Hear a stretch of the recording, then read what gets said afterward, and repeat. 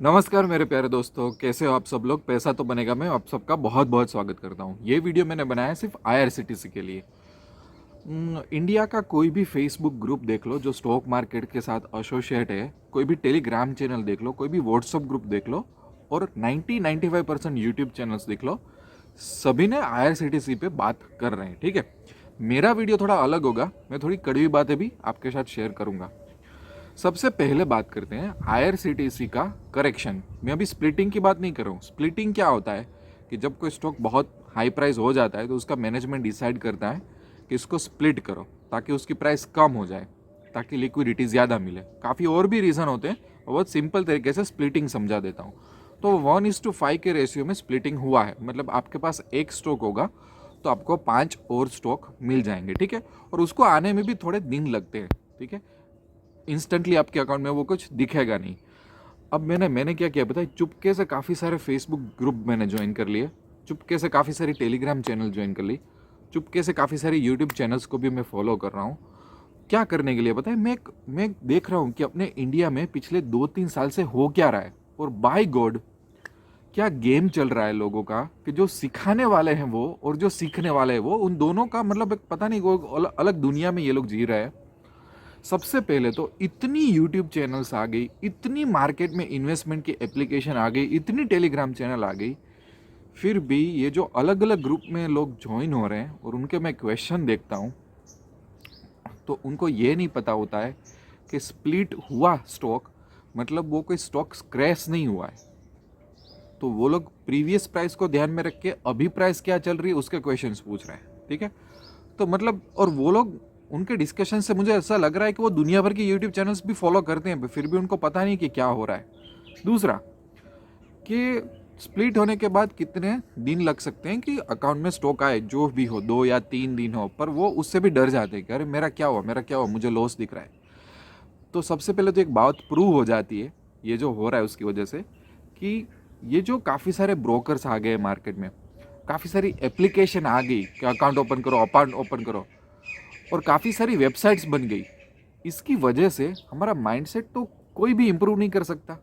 ये बात प्रूव हो जाती है, जो आए दिन ऐसे ट्रेंड आते हैं ना, इससे ये बात प्रूव हो जाती है कि आप जितने भी टूल्स कोई इंसान को दे दो, उसका माइंड वहीं का वहीं रहने वाला है। इसलिए मेरे ज़्यादा वीडियो में मैं माइंडसेट की बात करता हूँ जो लोगों को अच्छी नहीं लगती। लोगों को ऐसा लगता है कि सर आप स्ट्रैटेजी दो, नुस्खे बताओ, टिप्स बताओ। ठीक है, तो ये प्रूव हो गया, और मुझे मज़ा आता है ऐसा साइकोलॉजी स्टडी करने के लिए कि क्या हो रहा है मार्केट में। देखो, और इतनी ऐप्स लोग डाउनलोड करके बैठे, इतनी वेबसाइट्स वो लोग ब्राउज करते हैं एनालिसिस के लिए, पर एक कॉमन बेसिक्स क्लियर नहीं है। और ये तो माइंडसेट का प्रॉब्लम है। स्प्लिट का मैंने बता दिया, और आईआरसीटीसी में करेक्शन आया हुआ था। करेक्शन क्यों आया हुआ था, एक न्यूज़ आई थी कि आईआरसीटीसी को 50-50 के रेशियो में जो कन्वीनियंस फ़ी, वो जो चार्ज करता है कन्वीनियंस फ़ी अपने पोर्टल पे, उसका रेवेन्यू शेयर करना पड़ेगा रेलवेज के साथ। ठीक है, तो उस पर बहुत हल्ला मच गया। अब मैं एक बात बताता हूँ,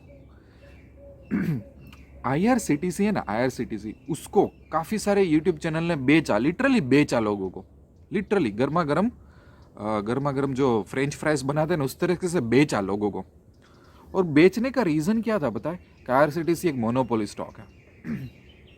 अब मैं आपको बात बताता हूँ, पैसा तो बनेगा कि जो चैनल है उसमें आप 2 महीने पीछे चले जाओगे ना, तो मैंने एक वीडियो बनाया था कि कोई भी स्टॉक को कैसे एनालाइज करें, पार्ट 1 और पार्ट 2, सिर्फ 2 ही पार्ट बनाए थे। उसमें पार्ट 2 में मैंने आईआरसीटीसी का एक एग्जाम्पल लिया था, और उसमें मैंने एक चीज़ बोली थी, वो आप जाके देख लो, वेरीफाई कर लो। मैंने ऐसा बोला हुआ था कि आईआरसीटीसी वैसे ओवरऑल बिजनेस बहुत अच्छा है, मैं उसके बिजनेस मॉडल को अप्रिशिएट करता हूँ, बट करके मैंने एक कंडीशन डाल दी थी कि ये एक पीएसयू है, ये गवर्नमेंट के हाथ वाली कंपनी है। गवर्नमेंट जब भी चाहे तब कोई भी पॉलिसी ला सकती है और उसका इम्पेक्ट उसके बिजनेस पे पड़ेगा। ठीक है, और एडिशनली मैंने वीडियोस में डिस्कस किया हुआ है कि इसीलिए हमारे पास इंडिया में काफ़ी सारी पब्लिक सेक्टर बैंक्स है जो वैसे अच्छी है, जिसमें लोग अच्छे हैं, जिसका बिजनेस मॉडल अच्छा है। पर मैं पर्सनली पब्लिक सेक्टर बैंक में मैं इसलिए इन्वेस्ट नहीं करता क्योंकि गवर्नमेंट कई बार आके उसकी पॉलिसी चेंज कर देती है। गवर्नमेंट कई बार आके उसको बोलती है कि आप अपना फंड इस कंपनी को बाय करने में यूज़ करो, इसको बेल आउट करने में यूज़ करो। तो हमको एज ए इन्वेस्टर पता ही नहीं होता कि फ्यूचर में क्या होने वाला है, वो सबसे बड़ा रिस्क है। वही रिस्क मैंने IRCTC में बोला था, ठीक है। अब बात देखना कि जो काफ़ी सारे यूट्यूब चैनल है, इसने IRCTC को मोनोपोली कर करके बेच दिया लोगों को, स्टॉक को, IRCTC।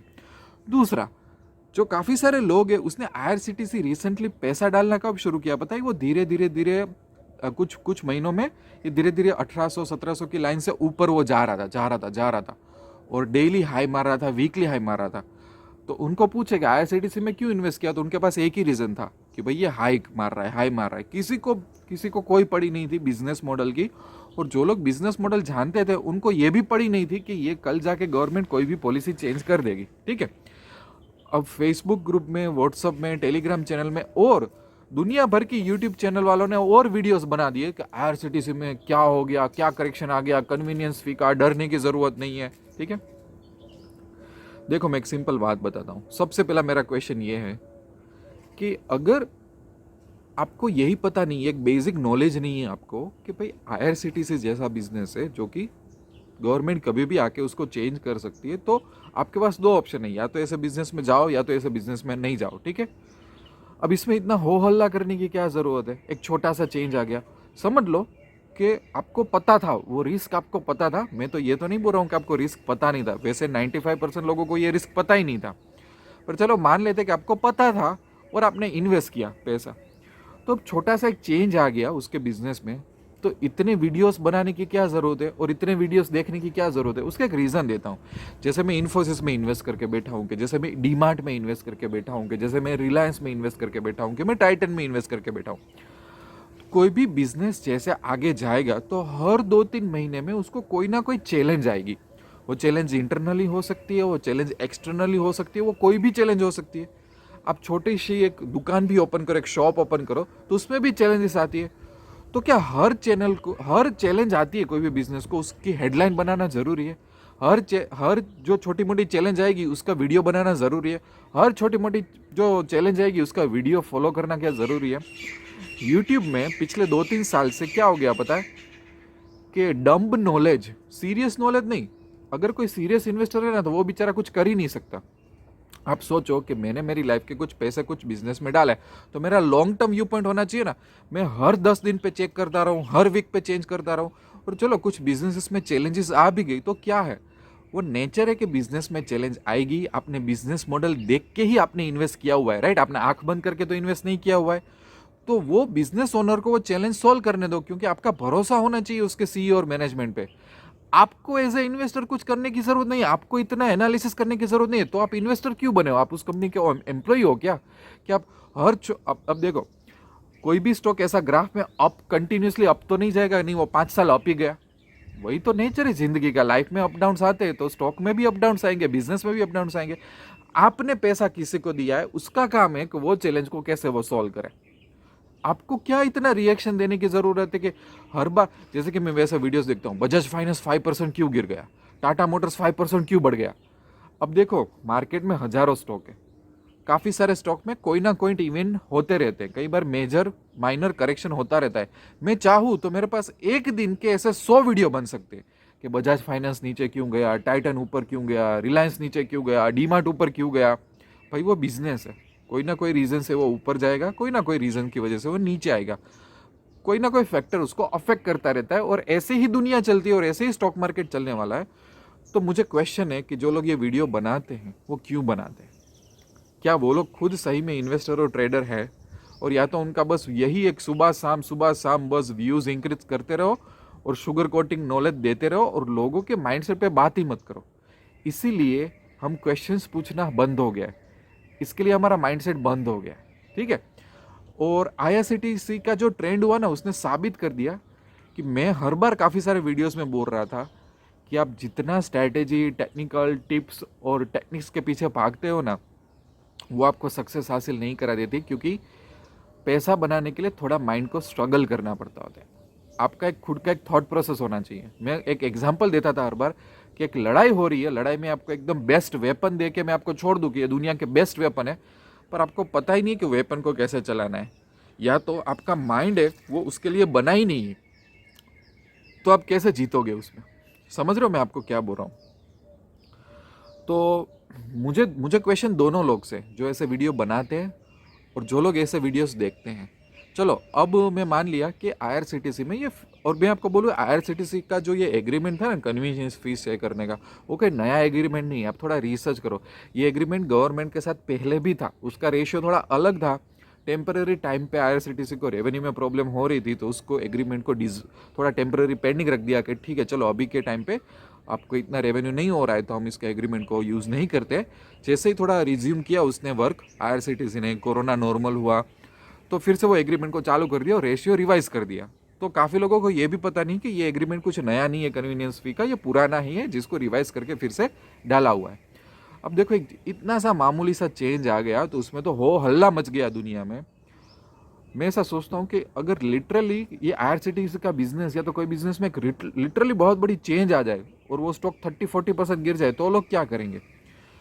इससे ये साबित हो जाता है, कितना साबित हो जाता है कि 90-95% यूट्यूब चैनल्स कुछ काम के नहीं है। ये मैं किसी के साथ मैं जेलस नहीं हो रहा हूँ, ठीक है, पर यह अब रियलिटी है। सिर्फ 5-7% चैनल जेन्यून रह गई है, ये भी एक रियलिटी है। क्योंकि जिस इवेंट्स पे लोग वीडियो बनाते हैं मुझे पता चल जाता है कि ये बंदे का इंटेंशन क्या है। ये वीडियोस बनाने की ज़रूरत ही नहीं थी पर बना दिया, सिर्फ शुगर कोटिंग नॉलेज सर्व करने के लिए। दूसरा, जितनी एक और बात भी प्रूव हो गई कि जितने ज़्यादा फेसबुक ग्रुप, जितनी ज़्यादा टेलीग्राम चैनल और जितनी ज़्यादा एप्लीकेशन और जितनी ज़्यादा वेबसाइट ने, उतना लोग कन्फ्यूज होंगे और उतना लोगों का नॉलेज कम होगा।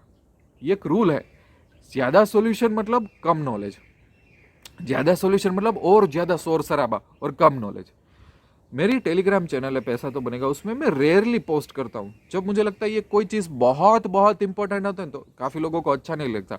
लोगों को क्या चाहिए, हर 5 मिनट पे नोटिफिकेशन आना चाहिए, हर 10 मिनट पे कोई ना कोई स्टॉक के बारे में बात करो, पर ज़रूरी है ही नहीं। और वही सच्चा ट्रेडर और इन्वेस्टर होता है। और इंडिया में मैं कुछ लोगों के साथ टच में हूँ, वही सिर्फ 5 या 7% यूट्यूब चैनल अब जेन्यून रह गई, ऐसे प्लेटफॉर्म जेन्यून रह गए। और इसमें से मज़ा लेने की बात है कि देखो स्टॉक मार्केट क्या था और स्टॉक मार्केट को क्या बना दिया लोगों ने कि भाई। और ये सब दुनिया का सबसे बड़ा स्कैम यही है कि एप्लीकेशन डाउनलोड करो आप इन्वेस्टर हो गए, एप्लीकेशन डाउनलोड करो आप ट्रेडर हो गए और कोई भी पैसा बना सकता है। ये दुनिया का सबसे बड़ा स्कैम जो आजकल फ्रेंच फ्राइज की तरह बेचा जा रहा है और लोग उसको कंज्यूम भी कर रहे हैं, लोग उसको कंज्यूम भी कर रहे हैं, ठीक है। तो बस यही इतना मुझे बोलना था वीडियो में। आई होप कि जो भी मैंने ऐसी बातें बोली वो बहुत यूनिक है।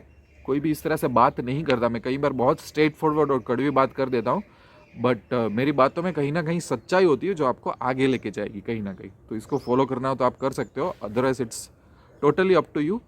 और स्टॉक मार्केट में सही तरीके से आगे बढ़ना चाहते हो तो मैं भी आपको वेलकम करता हूँ कि पैसा तो बनेगा के साथ जुड़ सकते हो। पर मेरा अप्रोच टोटल कोचिंग का है। मेरी वेबसाइट पे या तो एप्लीकेशन पे जाओगे, मैं स्पैमिंग टिप्स कॉल्स वगैरह में नहीं मानता, मैं शॉर्टकट्स में नहीं मानता। पर उस तरीके से आगे बढ़ना चाहते हो तो सक्सेस मिल जाएगी, वो मिल जाएगी, पर उस तरीके से नहीं मिलेगी जिस तरीके से दूसरे लोग प्रेजेंट कर रहे हैं। यहीं पे मैं वीडियो एंड करता हूँ, मिलते रहेंगे अच्छे वीडियो में। तब तक के लिए I wish you lots of love and happiness. Thank you very much.